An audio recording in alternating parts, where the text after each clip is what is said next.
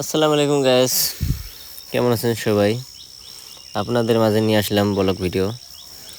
অবশ্য আমি রাস্তা দিয়ে যাইতেছি, রাস্তাটা আমাকে ভালো লাগলো, অনেক সুন্দর লাগলো, এই জন্য আপনাদের মাঝে রাস্তাটা আমি শেয়ার করলাম।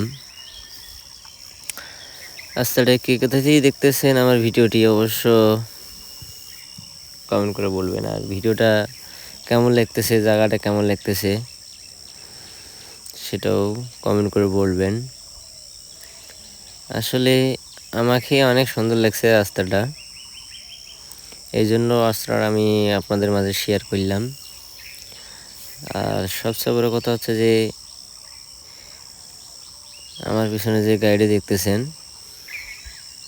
এই গাড়ি নিয়ে আমি এক জায়গায় যাইতেছি। হ্যাঁ, তাই জন্য ভিডিও করলাম, আমাকে অনেক ভালো লাগছে, এই জন্য আপনাদের মাঝে ভিডিওটি শেয়ার করলাম।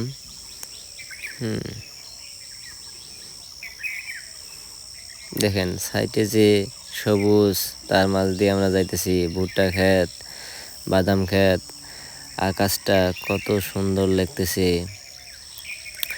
আকাশের মাঝে যে মেঘগুলা, সেটাও অনেক সুন্দর লাগতেছে। এই সুন্দর নিয়ে সব কিছু মিলে আপনাদের কাছে আমি ভিডিওটি নিয়ে আসলাম। অবশ্য আমাকে অনেক সুন্দরই লাগছে। দেখেন আমার মাথার উপরে যে মেঘটা কত সুন্দর লাগতেছে, মনে হয় যে আমার মাথার উপরেই হাত বাড়াইলে মেঘটা ধরা যাবে।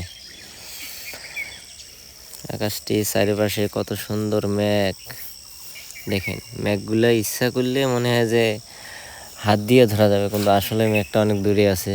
আর এই যে সাইডে যে নিচে দেখতেছেন, এটা হচ্ছে বাদাম ক্ষেত। বাদাম ক্ষেত অনেক সুন্দর আমাকে লাগছে, যে সবুজ রং, আবার সাইডে ভুট্টা, সব নিয়ে আর কি আসলে অনেক সুন্দর লাগছে।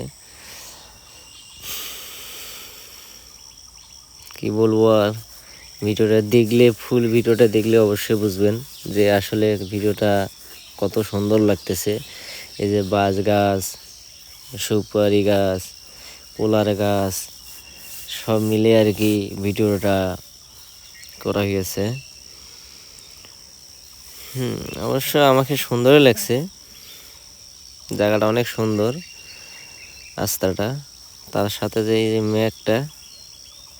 মেঘটা কেমন করে, মানে মেঘটা কত সুন্দর আমাকে লাগতেছে। অনেক সুন্দর, অসাধারণ হয়েছে মেঘটা, আমাকে অনেক সুন্দর লাগছে, এই জন্য আপনাদের মাঝে ভিডিওটা শেয়ার করলাম।